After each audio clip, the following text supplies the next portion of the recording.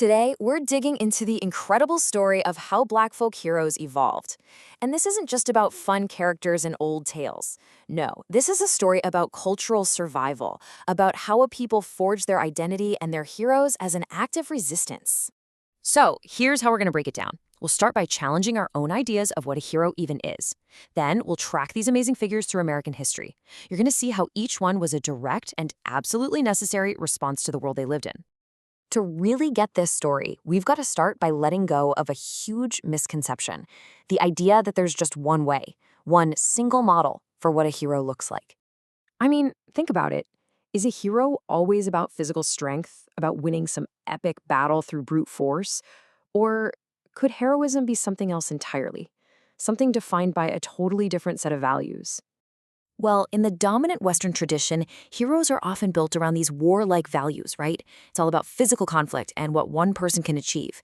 But the African cultural heritage that shaped these folk heroes, it puts the emphasis somewhere completely different. It's all about the group, the community, and using spiritual power to keep that community healthy and in balance. That's the ultimate survival tool. The writer Robert Penn Warren said it perfectly. When a culture creates a hero, it's really creating an image of its ideal self. Heroes are designed to meet a culture's most urgent, most desperate needs. So the figures we're about to meet, they aren't just characters, they are literally blueprints for survival. Okay, so let's meet our first hero. This is a figure born directly out of the brutal, dehumanizing world of the American plantation. The central problem for enslaved Africans was just how do you survive? How do you hold on to a piece of your humanity in a system where open defiance means certain death? A head-on fight was completely out of the question. So the cultural solution was the trickster. This is a hero whose weapon isn't a sword or a gun, it's his mind. These figures, like the famous Br'er Rabbit, were adapted straight from West African folklore, tales of Anansi the spider, and they were given a brand new mission in America, to outsmart the powerful.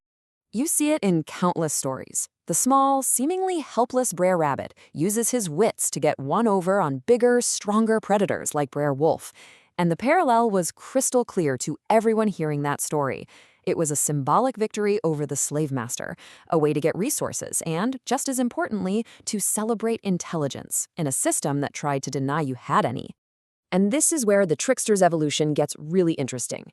The figure morphs from an animal into a human, John, an enslaved man who was constantly outsmarting his old master. This made the model for resistance even more direct, more real. It was a tangible example of how you could use your intellect to subvert the power dynamic of the plantation. But the fight for survival wasn't just against an external enemy. The incredible pressure of slavery could also create destructive conflicts inside the enslaved community itself. I mean, under that kind of unimaginable stress, things like disputes, jealousy, and just plain despair could fester. And that threatened the very solidarity that everyone needed to survive. The solution was found in a deep-rooted African spiritual idea, the concept of a universal life force. Now think of it this way. In this worldview, the community is like a single living thing. Social harmony is essential to keep it spiritually healthy and powerful. So conflict, jealousy, evil, it literally makes the whole group sick. It weakens everyone. And this is where the conjurer steps in as our next hero. This person was a spiritual specialist, kind of like a doctor for the community's soul. They didn't fight the master, they fought internal chaos. By finding the source of evil and using their mystical power, they would restore balance and reinforce the values that held the group together. Their work was absolutely essential for protecting the community from the inside out. All right, so then the Civil War ends, emancipation brings freedom, but it also brings brand new, terrifying forms of oppression. So the folk hero had to transform yet again to meet this new challenge. See, the enemy was no longer a single person you could identify, like a slave master. Now the threat was bigger, more abstract, and in so many ways, more dangerous. It was a hostile and biased legal system, the law, that was designed from the ground up to control and terrorize Black communities. And here's the problem. You can't trick an entire legal system the way Br'er Rabbit tricked Br'er Wolf, right? The old strategies just weren't going to cut it anymore. A new model for resistance was absolutely necessary. And you can see this evolution mapped out so clearly right here. Each hero is a perfectly tailored response to a specific historical threat. The trickster uses his wits against the master. The conjurer uses spiritual power against internal chaos. And now, to face down an unjust system, a new hero has to rise up, the Badman. And his weapon is open defiance. Now, it is so important to understand this. The Badman wasn't celebrated because he was a criminal. He was an outlaw hero who completely rejected the authority of a system that refused to protect his community. He took the trickster's subversive spirit and turned it into direct confrontation. He became this powerful symbol of defiance, a champion for people the law itself had turned its back on. And this brings us to the biggest takeaway of all. These three figures, the trickster, the conjurer, the Badman, they aren't separate, disconnected characters. They are chapters in a single, powerful, and ongoing story of resilience. You have to remember, enslaved Africans didn't arrive in America as a blank slate. Not at all.